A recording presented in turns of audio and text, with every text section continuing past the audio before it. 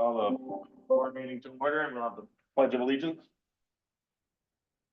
Pledge allegiance to the flag of the United States of America and to the republic for which it stands, one nation, under God, indivisible, with liberty and justice for all.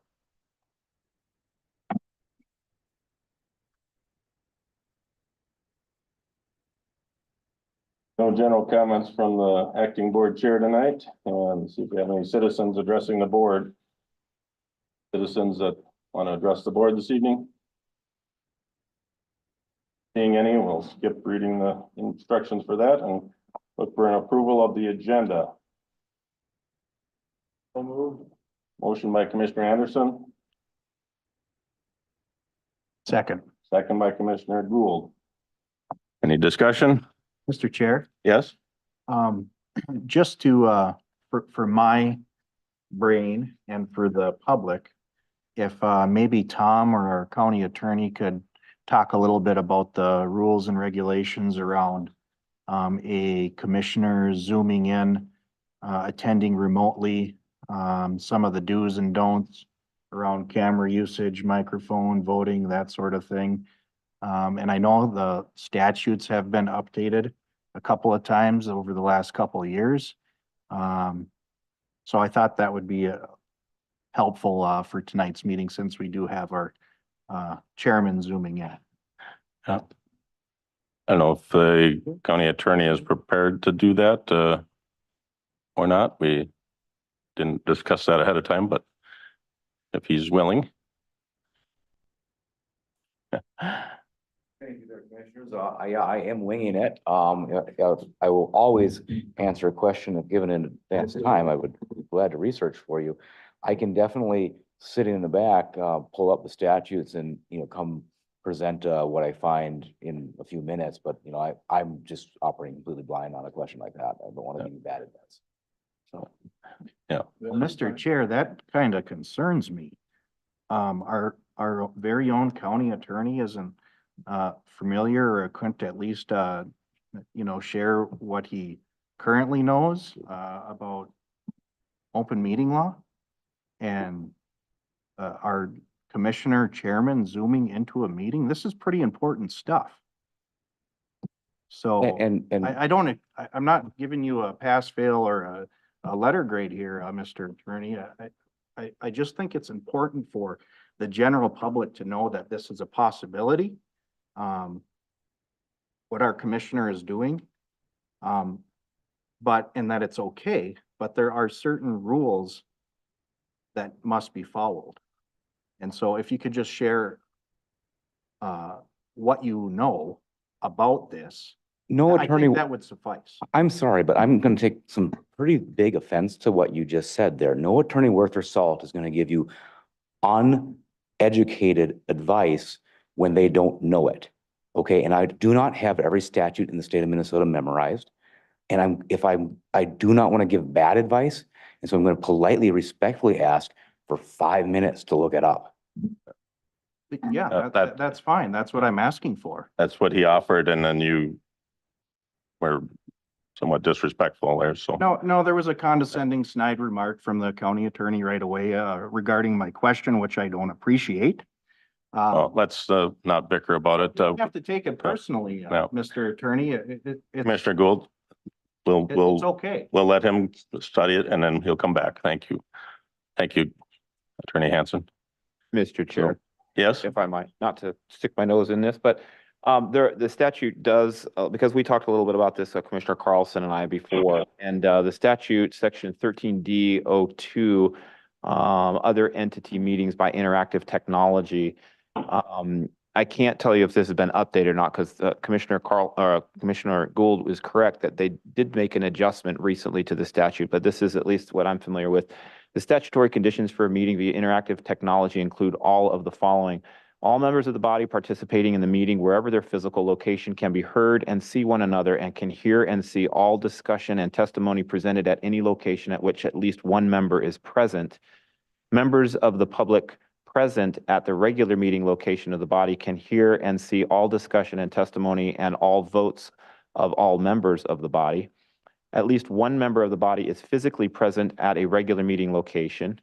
And all votes are to be conducted by roll call so that each member's vote on each issue can be identified and recorded. Each location at which a member of the body is present is open and accessible to the public. So those are conditions for the interactive technology. It is for that reason that you see Commissioner Carlson, and I don't know if you want to take his screen and slide it over. Oh, yeah. He is in the lobby, which is a public access location open to the public. So we feel that we are compliant with these requirements at this time. And if the county attorney sees differently, then we'll take that under advisement. But I think we're in good shape here. Thank you, Tom. Mhm. So we have a motion and a second on approving it. Do you mind if I chime in? Oh, go ahead, John. I don't see anything controversial on the agenda, so if it would make Commissioner Gould feel better, I won't do any voting. I just didn't want to miss the meeting. No, I think Mr. Chair, if I could respond to Yep, the go ahead. question. I think as long as we're following the rules and the posting requirements were followed and everything like that, I see that, there's cameras on and the microphone is on and as long as we do a roll call vote on each vote, I think we're fine. So, this is, just for the public's benefit more than, my own, but I would still like to, feel like we are doing this right.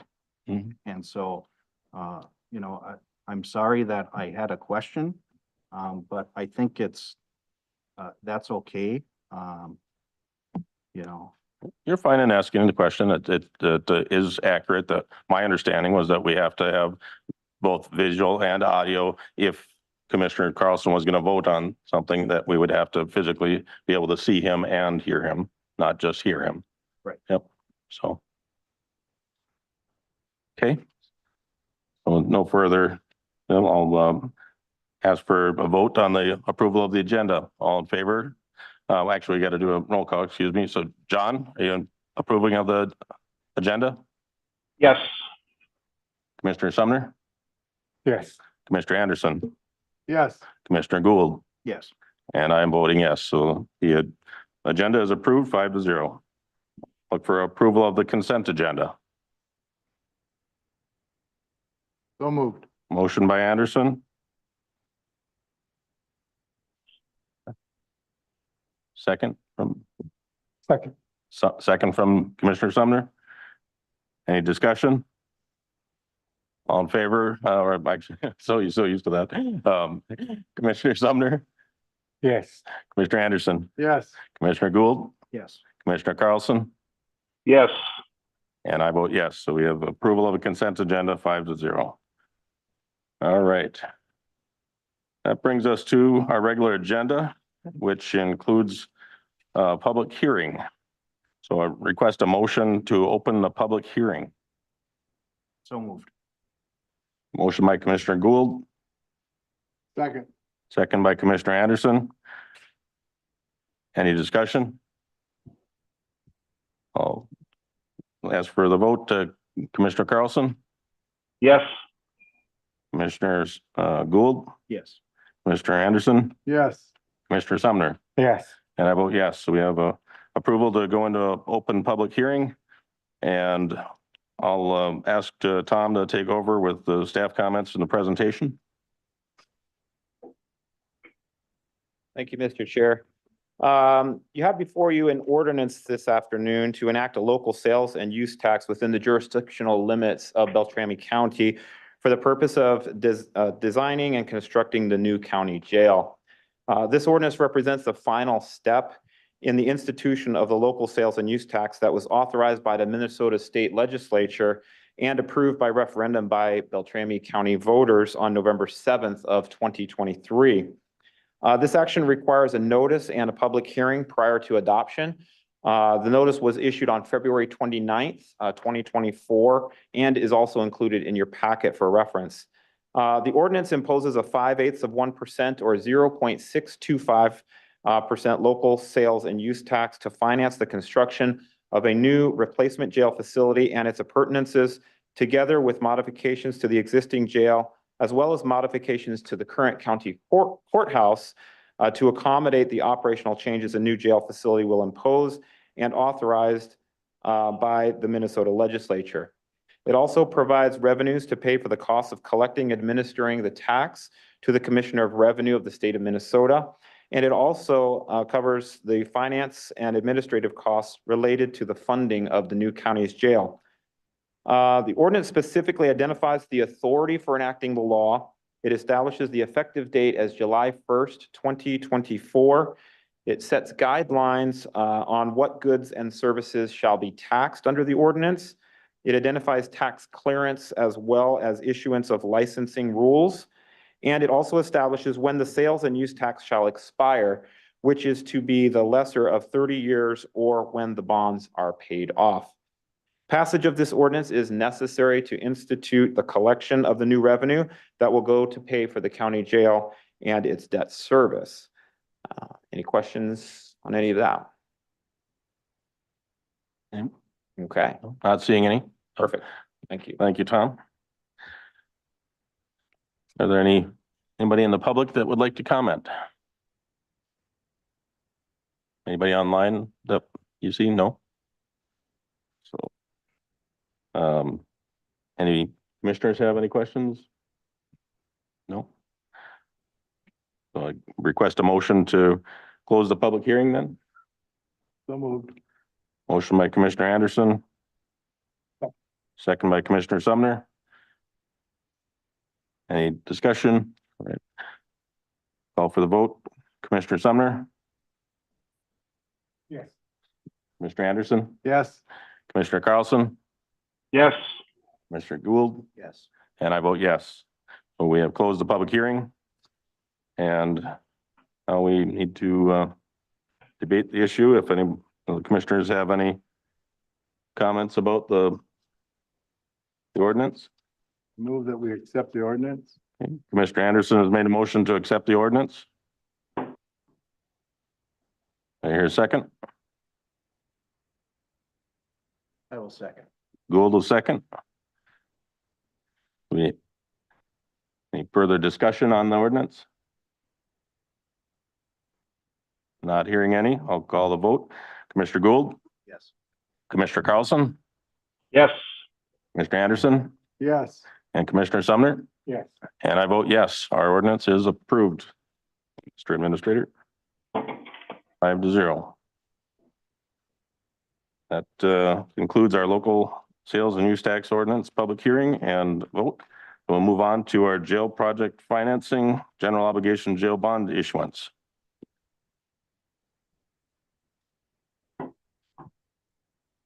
Thank you, Mr. Chair. It's a big night for the jail and Yeah. the county. We had a big day today and we'll share with you the results of our day. I'll introduce Dan here in just a minute. But let's talk about the background that's led us up to where we are this evening. On November 15th, 2022, the county board approved moving forward with the design and construction of a new jail facility, pending that we had requisite approvals and financing. On February 6th of this year, 2024, the board directed staff to move forward with the issuance of $40 million bond for the first phase of the jail project. In order for us to issue the debt, the board will need to accept the proposal that's been included in your packet, but now in the revised addendum that's been filled out, and also the terms that the successful bidder provided for us. The bond sale occurred this morning at 10 a.m., Tuesday, March 19th. Your packet included the preliminary draft resolution and all the other paperwork. It's been updated, as I mentioned to you before, in an addendum that we posted to everybody like we typically post for your board agendas. So the public has access to that now. It'll also be included in the documents for today's meeting as well through the amendment. We knew that we had to make that revision because the bond sale was today, and there was no way for us to have the information in advance to provide the documents in their complete form to you. So that's why we sent you the preliminary drafts to you and then revised them this afternoon. To explain the process, the documents and the implications of the bond sale, Mr. Dan Tinter, who's a municipal advisor from Ellers, which of course is our municipal advisor we've been using all along, is pinch hitting for Bruce Kimmel as Bruce is off on personal business. So without further ado, Mr. Tinter, welcome. Thank you. Thank you. Appreciate it. Thank you, Mr. Chair. Members of the commission, as the county administrator mentioned, my name is Dan Tinter. I'm a municipal advisor with Ellers and Associates, and tonight's very poor stand-in for Bruce Kimmel, who regrets not being here this evening. As mentioned earlier today, at your direction and on your behalf, Ellers and Associates solicited bids from qualified banks and underwriters for approximately $40 million in general obligation jail bonds. As a result of that process, we actually received 9 bids, which is a relatively high number. So there was strong interest in the bonds being offered by the county earlier today. Of those 9, the winning bidder was I always want to say Piper Jaffray, but they're Piper Sandler now of Minneapolis at a low bid of 3.8037%. And if you're keeping score, you may recall that the presale resolution did include some estimates based on what we were seeing in the marketplace at that time. And we were actually estimating right around 3.856%. So we've come in just a few basis points under the estimate. So that's always good news when we're at or near what we anticipate the market to be at. During the sale, as a part of the process, the underwriter actually proposed a fairly significant premium of right around, $1.498 million. Prior to the bond sale, we had worked with county administration and, of course, some of the information that was received as a part of the process in the run-up to the bond sale to actually target a project deposit of $40 million. So what we ended up doing is we used that premium to ensure that the county had $40 million available to the project, and then we used the balance to actually reduce the amount of borrowing or the number of bonds that the county would need. So you may recall when you were looking through the information that at this point in time, the action before the board this evening is actually to award a bond sale of $38,195,000, reflecting that reduction based on the premium that was received. If you actually look at the premium itself and the reduced bond amount, the overall principal and interest for the bonds will go down by about $332,000, and the overall debt service on the bonds, which is that 105% over levy, will go down by about $350,000. So ultimately, we did receive strong interest, and as a result, that's reflected in the sale figures and the premium bid that was received.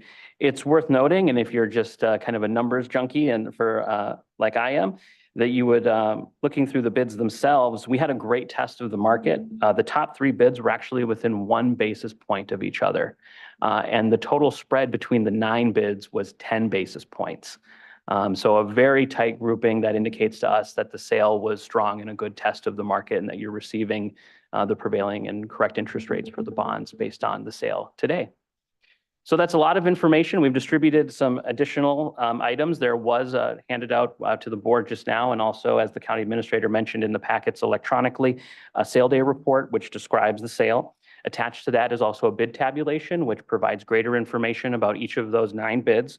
We've also updated the sources and uses of the funds based on the revised sale and included revised debt service schedules based on the sale information. There's also included in the report a copy of the rating report from S&P. Now, the county board, I'm sure, is aware that these bonds were actually rated AAA because we are subject to credit enhancement through the state of Minnesota, which carries a AAA rating. But we did request an underlying, what they call an underlining rating of the county itself. And the county was assigned a AA rating, which is a strong investment grade rating. It's the 3rd highest rating, so something certainly to be proud of. And I would just call to the board's attention when you're looking through that report, they noted a few strengths for the county itself. It's growing and diversifying economy, its strong budget reserves and liquidity. And this sounds a little backwards, but it's strong debt profile, meaning that you have modest debt burdens. So those are all things, feathers in your cap that you should feel very proud of. The full report is included in the sale day report for your review if you're so inclined. But I always like to highlight a couple of those things that they point to when providing you with such a strong investment grade rating. So with that, I'd be happy to answer any questions that the county board may have about the process to date or the sale today or any of the items that are included in the packet provided to the board this evening or this afternoon and this evening. Thanks, Dan. I have a question. Because we were backed by the state's AAA rating, does the AA rating, would that have made, did that have much impact that we did have our financial back, with the AAA backing from the state? Or, did it make a difference basically? Mr. Chair, members of the commission, yes. So generally, they will look at the higher enhanced rating, the AAA, but the AA rating does provide additional information to the market to make a more informed decision about the county and the underlying financial strength of the county and its economy and its management practices. So it does ultimately aid you in providing more information to the bidders and can actually increase the number of bidders that the county receives, which then hopefully results in a lower true interest cost for the bonds themselves. So it does help, but as your question kind of premises, the AAA rating is certainly the paramount concern for the underwriters when they evaluate and assign interest rates to the bonds. Okay, thank you. Any other commissioners have questions for Dan? Not seeing any. John, you have any questions? Nope, we're good. Great. Well, thank you, Dan. At this time, we need to, we would look for a motion to approve the sale day report, bond proposal and bond resolution, and to authorize me to, the board chair and staff to sign the agreements. Somebody like that? So moved. Make that, Commissioner Anderson will make that motion. I hear a second. Second. Second from Commissioner Gould. Any discussion? All right, I'll go for the roll call vote. Commissioner Gould? Commissioner Carlson? Yes. Commissioner Anderson? Yes. Commissioner Sumner? Yes. And I will vote yes. We have approval of the sale day report, bond proposal, and bond resolution. And for us to sign it. Thank you, Dan. Thank you, and congratulations on your sale. And I'd be remiss if I didn't say we appreciate you working with Ellers. We know you have options in this area, and we're honored to work with the county. Thank you. Good luck with the project. All right, so we move on to the 2024 Development Fund Grant Appropriations. We discussed those in the work session. Does somebody want to make a motion to approve the proposed disbursements as shown on our screen? So moved. Broken record here, Commissioner Anderson. Second. Commissioner Gould is a second. Any further discussion? Mr. Chair, Yes? it would be that way if things worked out the way they were supposed to yesterday. Mr. Sumner was potentially not going to be able to be with us today, so he's pretending he's not in that Yeah. position, so. Mr. Chair, my question in regards to the development fund grant is, as you know, my concern with the Greater Bemidji and I just want to make sure that, I guess it's in record that, that I would hope that my portion of the allocation of the development grant does now go towards the wellness center. And I'm kind of wondering, how do we know that it won't? Yep, that's, we discussed that in the work session, but to make sure that that's made note of when we disperse the deal, Diane and Administrator Barry will make sure that that gets duly noted. The 1/5 of the amount that you've allocated will be used for Greater Bemidji for that, everything except for the wellness center. Thank you. Okay. We have a motion and a second. Any further discussion on the development fund allocation? Hearing none, I'll call for the vote. Commissioner Carlson? Yes. Commissioner Sumner? Yes. Commissioner Anderson? Yes. Commissioner Gould? Yes. And I vote yes. We have 5-0 for the development fund appropriations. Thank you. Good neighbor agreement. I don't know if we have anybody here for this, Administrator Barry. So if you want to maybe tee it up. I'll tee it up. Thank you, Mr. Chair. Minnesota Power Cooperative is requesting support from the county in the form of a good neighbor agreement. It's really kind of a memorandum of agreement. Minnesota Power is seeking federal funding for a series of projects designed to improve the electric grid reliability in Beltrami County. Minnesota Power Cooperative is one of 68 entities located in the Midwest that joined together through a consortium to pursue the United States Department of Energy funding through its Grid Resilience, Innovation, and Partnerships program, also known as GRIP. The Good Neighbor Agreement is a no-cost agreement to the county. It places, however, several commitments onto the utility within the agreement. And as well, the agreement only obligates the county essentially to participate by providing feedback on the project. So there's really no like in-kind donation, there's no financial outlay or any of that kind of stuff. But they do want us to essentially funnel concerns, comments, those types of things from our citizens, as well as any that we might have as they roll out the project. So it seems to be pretty harmless agreement and would allow them to potentially compete better for these funds as part of the consortium. And of course, we benefit by a more reliable electric grid in our community. Thank you, Tom. Anybody want to make a motion for it? Make a motion to approve the Good Neighbor Agreement. Commissioner Gould made a motion to approve. Do I hear a second?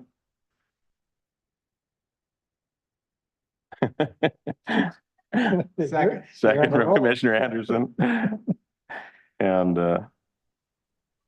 before I call for the vote on this, I'd just like to, in full disclosure, I'm a member of the Beltrami Electric Board, and as a co-op, Beltrami Electric is part of Minn Kota because Minn Kota is a co-op. So because this doesn't have a financial implication, I do plan to vote on it, but just want to make sure that the public was clear so there wasn't any perception of impropriety there.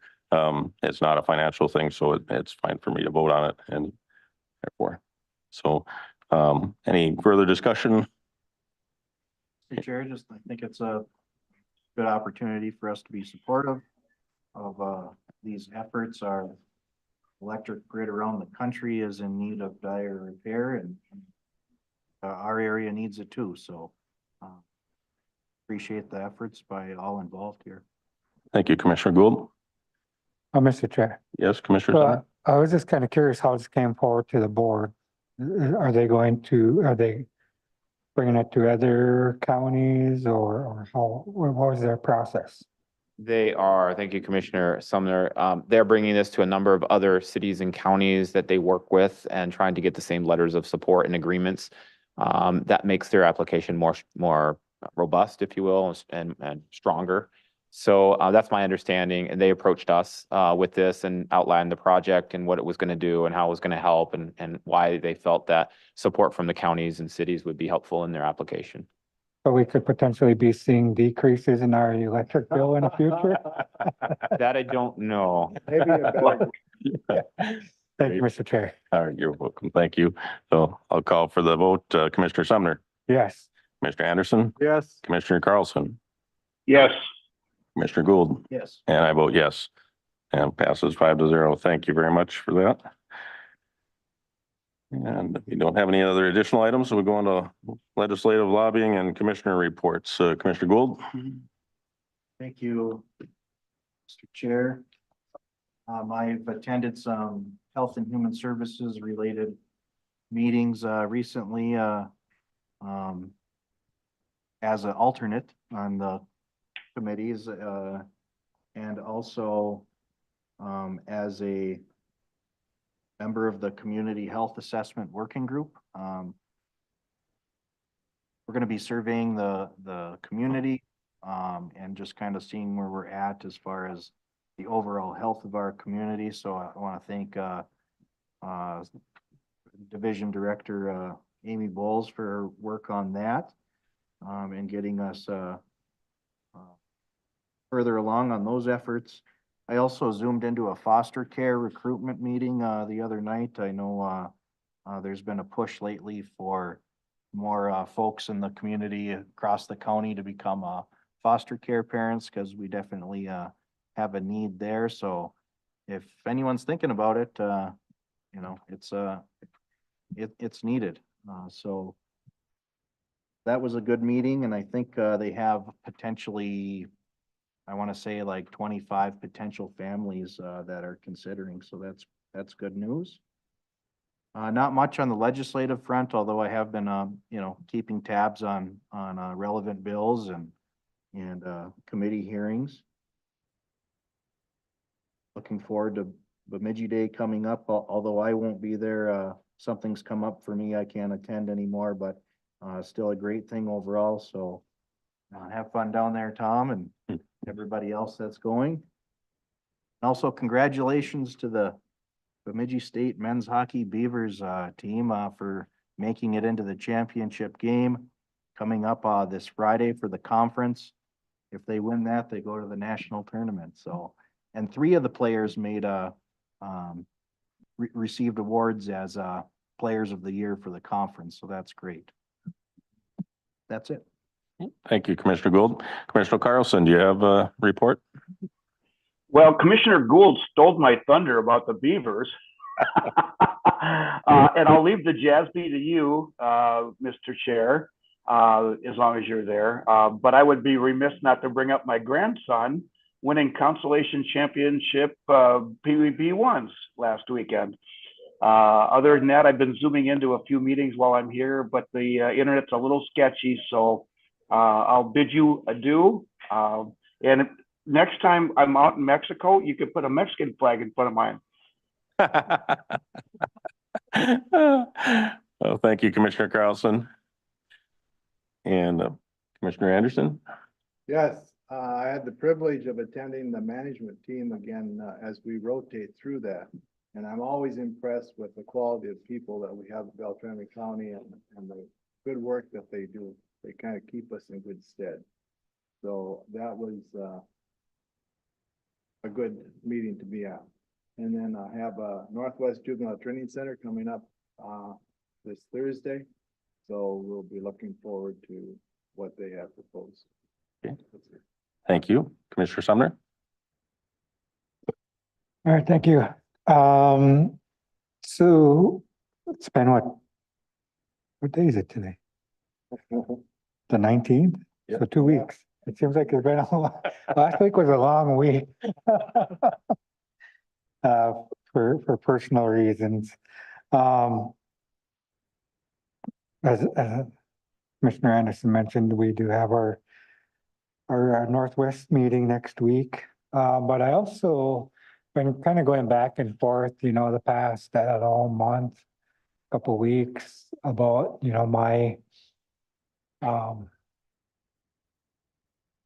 my committees and my committee assignments. And, I guess I want to let it be known that I'm going to slowly be stepping back from, my committee assignments, my county committee assignments.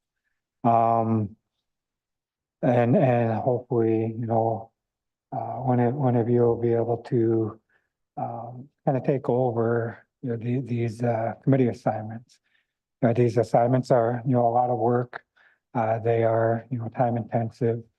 And then sometimes you got to miss other things to attend these committee assignments. And to be honest, a lot of these assignments are things that I'm really passionate about. Whether it be the opioids or community health. Is really important. I feel like a lot of the folks that I represent, have a lot of these disparities that we're trying to address.